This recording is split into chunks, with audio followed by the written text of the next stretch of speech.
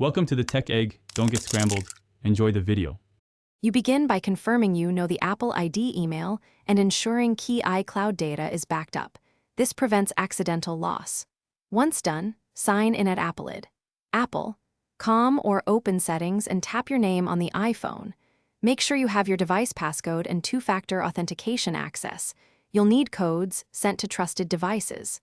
This first step lets you reach the account settings where the email change is authorized and verified, so don't skip verification readiness. You now go to Account, then Sign In and Security, and choose Apple ID to edit.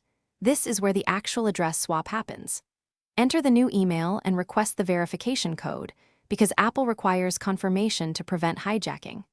Then, check that new inbox or a trusted device for the code and enter it promptly.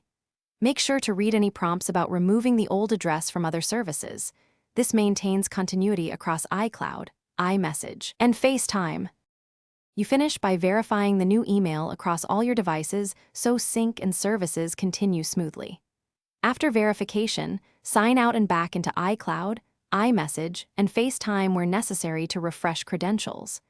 If verification doesn't arrive, check spam, request to resend the code, or use a trusted device to approve the change. If problems persist, make sure two-factor settings and recovery contacts are correct. Doing this prevents lockout and restores full access quickly. Thanks for watching. Consider subscribing if I helped unscramble your problems.